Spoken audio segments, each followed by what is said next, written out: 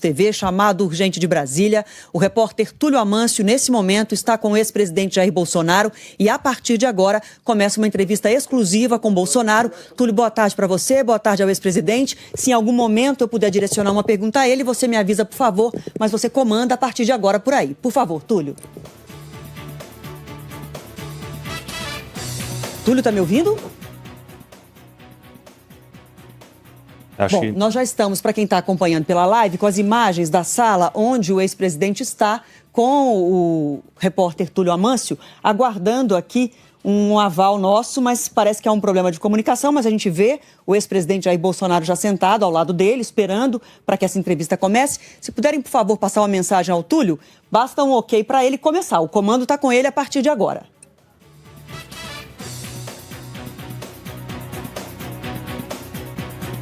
Então vamos lá, começar a entrevista aqui. Estou no escritório do PL aqui em Brasília. Vou chamá-lo de presidente porque, por respeito, é assim que todos os ex-presidentes são chamados. Então vou me dirigir nessa entrevista ao senhor como presidente. Então eu queria começar sabendo como foi esse dia de hoje. Vamos por ordem cronológica. Que horário a PF bateu na sua porta? Como o senhor os recebeu? Como foi a ação na sua casa? Por volta das 7 da manhã, fui acordado com pancadas na minha porta, descia a Polícia Federal. Me falaram que ia fazer uma busca e apreensão. Então, foram em alguns pontos da casa, vasculhando alguma coisa. Não tenho nada comprometedor, porque não sou um criminoso. Mas me surpreendeu que veio uma PF, uma mulher, que disse que eu tinha sangrado o dedo, queria ir no banheiro. Eu apontei o banheiro embaixo, ela foi e voltou com o pendrive. Eu nunca abri um pendrive na minha vida. Nunca abri um pendrive na minha vida. Nem tenho laptop lá para você fazer a devida conexão. Não sei. O senhor está falando do pendrive que a polícia disse que encontrou na casa do senhor. Sim, no banheiro, cara. No banheiro. O senhor está dizendo que foi plantado? Não, não. Eu nunca abri um pendrive na minha vida. Então me surpreendeu aquilo, tudo bem. Pegava também, tinha lá 14 mil dólares. Toda vez que eu sacava dólar no Banco do Brasil, estava com o recibo, então dinheiro que veio da minha própria conta. Está declarado isso, presidente? Não está declarado, você declara depois de renda do ano que vem, tá certo? Agora, esse dólar saiu da minha conta. Trouxe o recibo lá. E 7 mil reais em dinheiro corrente, moeda corrente nacional nossa. E por que o senhor guarda dólares em casa? É uma possibilidade de uma viagem, né? Sempre. E outra, também, você não vai especular com 14 mil dólares. Eu sempre tive algum dólar em casa com eventualidade. Nada demais, não é crime você ter dólar em casa. Então a polícia levou da casa do senhor o pendrive, os dólares, 7 mil reais e o celular do senhor também. Meu celular, sim. E a determinação do senhor usar a tornozeleira eletrônica. Está em qual pé na tornozeleira? O senhor poderia mostrar para a gente? Não vou mostrar. É constrangedor. A intenção é humilhar, é desgastar a imagem. Porque como não tem nada contra mim, nada, zero, sobra apenas essas questões. Até no inquérito do golpe de Estado, é uma peça de fantasia. Tá? O 8 de janeiro, segundo Alexandre de Moraes, é uma tentativa de golpe. Quem é a pessoa adequada para dizer se era ou não? O ministro da Defesa, José Múcio, falou que não era. Outros 2 ministros da Defesa, Nelson Jobim e Aldo Rebelo, também falou que não era golpe. Foi um movimento que perdeu-se o controle e alguns danificaram algum patrimônio. Eram pessoas normais, inclusive no processo que eu respondo, eu estou como responsável por isso. Eu estava nos Estados Unidos, estava na Flórida, não tem nada a ver com isso. Você não achou nada em celular de ninguém, eu estimulando o que quer que seja naquele momento. 2 tuitadas minhas, após o movimento, condenando o que fizeram, nada mais além disso. Cumpri meus 4 anos de mandato, sem qualquer problema, muitas manifestações pacíficas. Enquanto fui presidente, nenhum problema tivemos. Fui embora dia 30 de dezembro, eu não ia passar faixa com uma pessoa com a vida pregressa do senhor Luiz Inácio Lula da Silva.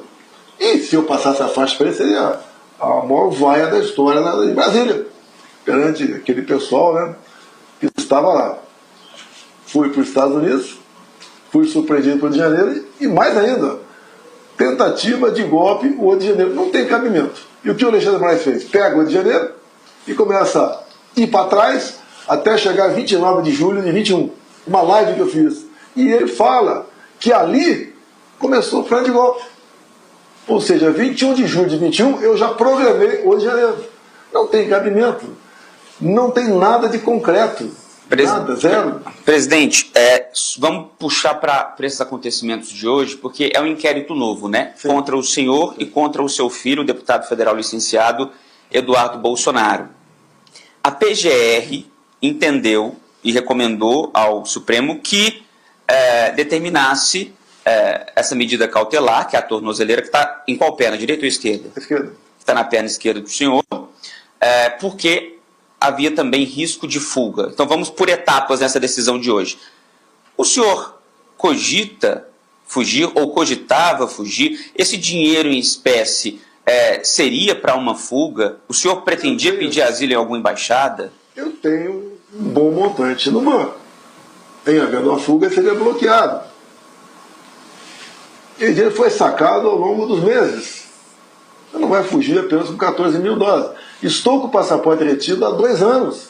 Mas quando o senhor fala que o dinheiro seria bloqueado e o senhor sacou, aí dá a entender que o senhor... Eu tenho dado ao Pix, eu tenho boa quantia no banco. Não cogitei fugir para lugar nenhum. É uma medida que, no meu entender, extrapola a legislação. Desconfio. A própria Folha de São Paulo tem matéria falando que tem suposições apenas. Qual o objetivo disso, no meu entender? É a humilhação, nada mais além disso. Tá?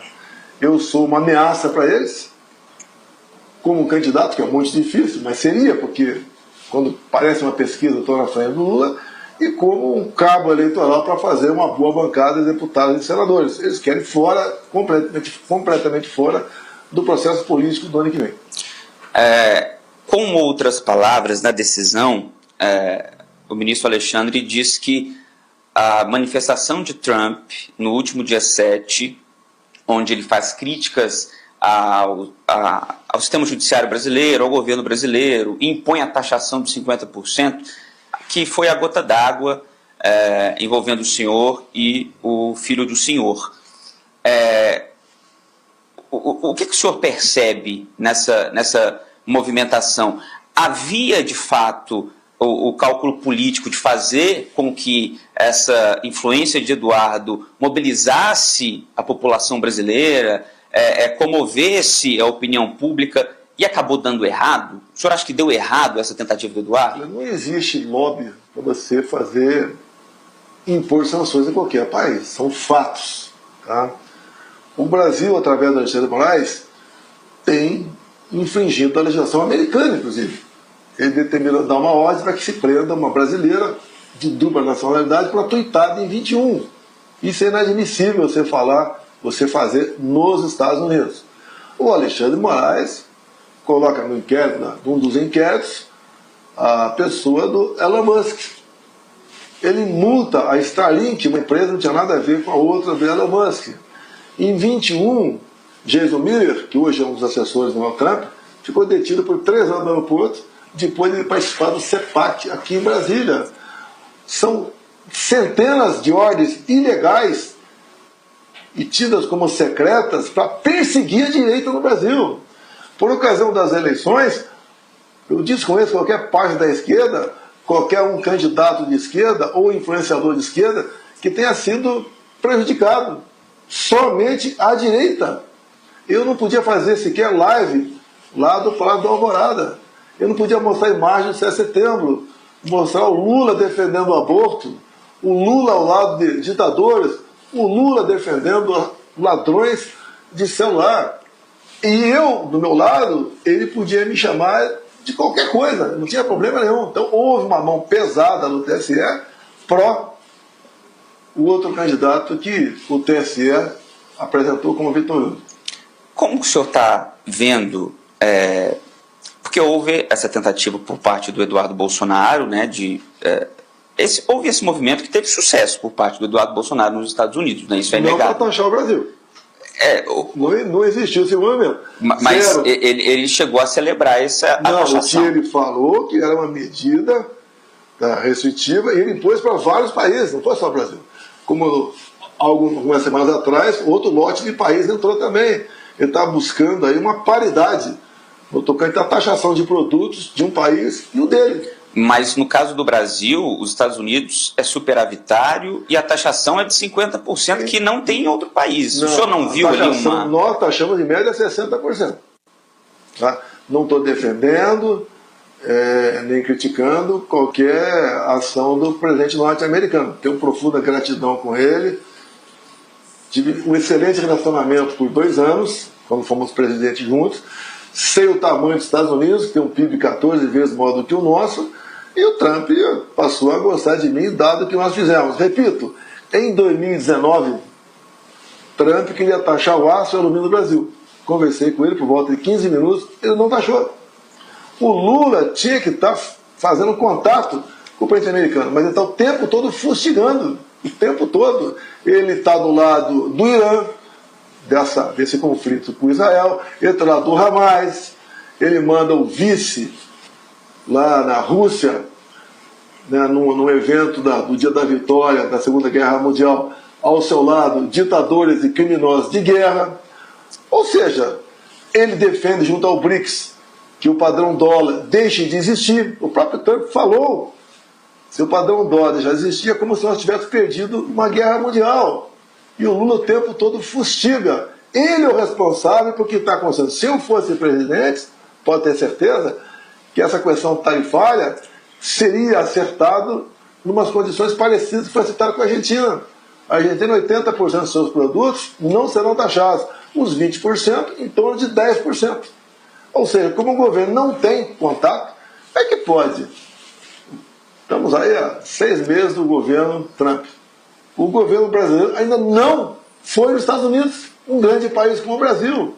O próprio nosso aqui, ministro das Relações Exteriores, ainda não conversou com o Marcos Rubio, que é o seu contraparte dos Estados Unidos. Ou seja, o Brasil está, o governo Lula, se aproximando de ditaduras. E deve mais sanção aí. Vamos ver me culpar de novo. Trump falou, quem estiver comercializando petróleo com a Rússia vai ser taxado em 100%. A negociação de diesel com a Rússia foi comigo antes da invasão da Ucrânia. O Brasil precisava de óleo diesel, porque o Lula lá atrás começou a fazer 3 refinarias, enterrou aí em torno de 90 bilhões de reais, não fez nenhuma. Tá? Então tínhamos acertado mais ainda. Talvez, eu já ouvi fumaça, que o Brasil importa fertilizantes da Rússia. Eu, no período pré-guerra, fui na Rússia e negociei com o Putin. Tanto é que 30 dias depois, em torno de 27 navios vieram para cá com fertilizantes. O nosso agro não sofreu com esse problema, que o agro sem fertilizante perde a competitividade. Presidente, mas sobre estratégia e popularidade, o senhor não acha que esse anúncio de Trump da taxação acabou se virando contra o senhor? Lula cresceu um pouco na popularidade, a população, segundo as pesquisas, são contra essa interferência dos Estados Unidos, e Lula trouxe para ele o discurso da defesa da soberania nacional, de defesa da pátria, um discurso que era tido como da direita ou do bolsonarismo. Como é que o senhor está vendo isso? O senhor não acha que foi um tiro que saiu pela culatra, não? Um país sem economia não tem soberania. Cada vez mais o comércio está se direcionando apenas para a China. Essas medidas do governo Lula aqui, de peitar o governo americano, o dinheiro do Brasil está indo embora. Com essa história de ricos contra pobres, isso, um pouco mais de 20 anos atrás, a França fez isso daí. O dinheiro foi para a Rússia. Aqui é a mesma coisa. Ninguém mais está pensando com seriedade em investir no Brasil. Eu acompanho os cadernos de economia nossa e poucas pessoas estão investindo no Brasil. O dinheiro está indo para outros países, onde tem uma segurança jurídica. Aqui você não tem. Estamos cada vez mais dependendo do comércio com a China. E a China é um país, como todos os países, né? Tem interesses. Nós estamos perdendo a nossa soberania na economia, dado as posições do Lula.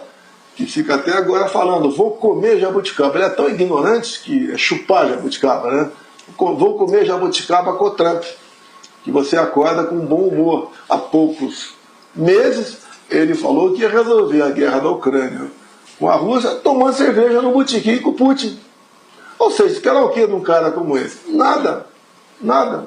Mas ele puxou o discurso da soberania para ele. Mas olha as consequências políticas. Eu nem o Dória temos nada a ver com 50% do tarifaço. Nada a ver. Nada a ver. Exatamente nada. Tá? É decisão do presidente Trump. E se o governo brasileiro não buscar negociação, vai entrar em vigor esse tarifaço dia 1º de agosto. E todo mundo vai perder. Não é apenas o agro que exporta ou alguns empresários, né? Ou os exportadores. Todos nós perderemos. Presidente, o senhor não vai poder entrar em contato com o Eduardo Bolsonaro, né? O filho do senhor que estava nos Estados Unidos. O pai não poder conversar com o filho, nunca vi isso. Como é que vai ser isso, sim? Já caiu a ficha, o senhor já entendeu a situação? Com a esposa dele, minha nora. Que no documento da PF eu não posso, com terceiros, buscar um contato com meu filho. Então eu acredito que eu não posso nem falar com a minha nora.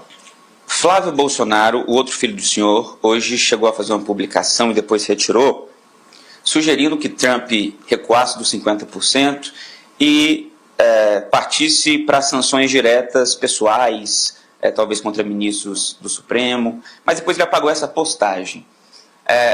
O senhor acha que esse é o caminho? Deixar essas sanções de 50% para não sobrar, no fim das contas, para o Eduardo Bolsonaro ou para o senhor? Não tem que se preocupar para quem vai sobrar. O Trump está impondo tarifas no mundo todo. A China já foi negociar. A Índia está na iminência de fazer um grande acordo que mexe com commodities, que obviamente o Brasil vai sofrer com isso. Quanto mais tempo o governo brasileiro demorar para ir negociar, pior é para todos nós. Questão do postagem do Flávio. Ele não vai ceder para ninguém, o Trump. Ele tem para cada país, né, os seus interesses colocados na mesa. Ele tem, obviamente, algo com o Brasil. E alguém tem que negociar lá. Agora, eu lamento, temos um presidente da República que é um nanico na sua política externa. Lamento. Comigo não era assim. Presidente, isso que o Trump está fazendo não é uma chantagem com o governo brasileiro? Ele está fazendo com todo mundo. Não é com o Brasil apenas. Mas nas condições que foram postas, porque ele está dizendo o seguinte: vocês dão anistia para o Bolsonaro, que eu tiro as tarifas. Bolsonaro. Não vi escrito não com essas palavras, né? Ele diz para parar a caça às bruxas. Alguém tem dúvida que é uma caça às bruxas? Quando há uma tentativa de golpe, ou um golpe em qualquer lugar do mundo, em poucos minutos você fica sabendo aqui no Brasil. Um colega meu de Israel, conversei com ele outro dia, ele perguntou que golpe é esse que o Mossad não estava sabendo. Golpe foi dado, tirando o Lula da cadeia, anulando todos os processos, porque quem tem duas condenações em duas instâncias fica inelegível, e depois colocando na cadeira presidencial. Um trabalho feito pelo sistema brasileiro. Ninguém tem dúvida disso. Eu me elegi presidente em 2018, um aborto da natureza. Sofri sim uma tentativa de assassinato. E sofro até hoje. Por isso é como o Trump sofreu lá, um tiro que pegou na orelha dele. E o Brasil aqui. Tá? Até o país do primeiro mundo, eu vi um conceituado jornal aí, europeu, dizendo, fazendo meia-culpa, que eles erraram apoiando o Lula. Porque o que chegou fora do Brasil, graças ao trabalho da imprensa, a nossa parcial aqui no Brasil, que eu era uma ameaça à democracia. Passei 4 anos dentro das 4 linhas. Sofria pelo menos uma vez por semana uma ação do Supremo contra o nosso governo. E o nosso governo terminou 22 superavitado em 54 bilhões de reais. Criamos o PIX, que agora está dando uma certa confusão por aí, né? E criamos o PIX, que é algo que nenhum país do mundo tem. E hoje em dia você não consegue viver sem isso. Você transfere recursos para lá, para cá, a custo zero, de forma instantânea. Os banqueiros e quem operava cartões perderam em torno de 20 bilhões de reais no PIX. Nós não taxamos o PIX. Fizemos muita coisa pelo Brasil. E o que eles temem é uma volta minha. Lógico, deve estar mais difícil, porque eu estou sendo julgado e investigado com parcialidade. E agora querem me tirar não só da disputa eleitoral, como de eu participar como cabo eleitoral das eleições do ano que vem. O senhor espera sanções a Moraes? O senhor trocaria sanções ao governo brasileiro por sanções a Moraes? Quem sou eu para te falar isso aí? Não existe um contato meu com o Trump sobre o que está acontecendo no Brasil. Mas existe, ele tem uma Eduardo... profunda consideração comigo e eu tenho com ele. Por ocasião da sua posse, ele convidou apenas 4 chefes de Estado e eu, que era ex-chefe de Estado. Não fui porque o Alexandre de Moraes não liberou meu passaporte. Isso fica tudo marcado lá, né, na memória do governo brasileiro. Como vai ser agora, presidente? Vamos pensar a partir de agora, então, que o senhor não pode sair de casa à noite, não pode sair aos finais de semana, não pode conversar com investigados, não pode falar com o Eduardo Bolsonaro. O senhor está inelegível, mas o senhor pode articular politicamente ainda. Como isso será feito a partir dessas restrições? Não, eu vou continuar fazendo experiência aqui no partido. E não pode entrar nas redes sociais, a rede publicar social nas redes sociais. Eu acho que é a que mais interage no Brasil. A esquerda vai crescer com isso. Porque tudo é pensado. Tem método. Tem método. Você acredita que tem uma jogada casada do governo com o Moraes? Eu vejo pesquisa por aí onde entra legislativo e depois Supremo / Executivo. Então, o Supremo, lamentavelmente, está sendo arrastado por um local político, que não devia ser assim. Quando se fala em anistia, né? Lá atrás, quando foi apresentou para a anistia, queriam botar no projeto a minha anistia sobre inelegibilidade, que eu não estava no 8 de janeiro. Eu falei, não, é só o pessoal que está preso no 8 de janeiro. Assim foi feito. O relatório da Polícia Federal não me bota no 8 de janeiro, porque eu estava nos Estados Unidos. O Paulo Gonet me bota no 8 de janeiro. Porque daí entra tentativa violenta, armada. Nenhuma arma foi apreendida pelas polícias legislativas da Câmara e do Senado. É uma farsa esse projeto, é uma caça às bruxas esse projeto, esse processo. Só ler alguma coisa, acreditar no que eu estou falando, porque eu não tenho nenhuma intenção de mentir sobre nada, que você vê que eu fui um estorvo para o sistema ao longo de 4 anos. Você praticamente não ouviu falar em corrupção no meu governo. Você pega o Porto de Santos, pegamos com prejuízo de 500 milhões, entregamos com lucro de 500. Para onde ia ser R$1 bilhão? A mesma coisa em Itaipu Binacional, que só produzia energia, mais nada. Nós baixamos 45% da tarifa em dólar da energia de Itaipu. Fizemos segunda ponte com voo de 470 metros. Aumentamos o aeroporto de Foz do Iguaçu. Atendemos com pequenas obras quase 60 municípios do entorno do lago. Asfaltamos em 43 quilômetros a boiadeira. Sobrava dinheiro, porque não tinha roubalheira, não tinha corrupção. Esse foi o nosso governo, onde você tinha orgulho de conversar com o ministro. Hoje, você perguntar para o povo na rua, me dá o nome de 3 ministros, não sabe. Presidente, a gente já vai encaminhando para o fim, porque o senhor tem que ir para casa por conta da medida cautelar, né? Pelo trânsito e tal, sua assessoria pediu para a gente encerrar antes das 5. Então, eu queria primeiro ver com o senhor a decisão de não mostrar a tornozeleira. Por que o senhor decidiu não mostrar? É humilhante, é degradante. Eu tenho vergonha de falar que estou com uma tornozeleira, vergonha por eles. Qual o risco que eu ofereço à sociedade? Qual o risco de fuga? Qual o indício que eu tenho que poderia fugir? Que poderia ir para a embaixada? Estou aqui. Quando eu fui para os Estados Unidos, em 30 de dezembro de 22, poderia ter ficado por lá até hoje. Tinha proposta de ganhar emprego lá. Várias propostas de pessoas do ramo imobiliário, por exemplo, que está indo uma corrida há algum tempo de brasileiros para a Flórida. Podia também resolver voltar para cá 3 meses depois, correndo o risco de ser preso no aeroporto por algo que eu não fiz. E nem esses coitados que estão presos fizeram. Só quem não tem nada na cabeça diz que o 8 de janeiro foi uma tentativa de golpe. O próprio ministro da Defesa, José Augusto, falou que não foi. Querem construir isso fazendo pesca probatória, telefones em dispositivos eletrônicos. O senhor está com medo de ser preso? Eu estou com 70 anos de idade, não tenho preocupação com medo de mais nada. O senhor não pensa? É uma injustiça, é uma covardia, é uma injustiça me prender.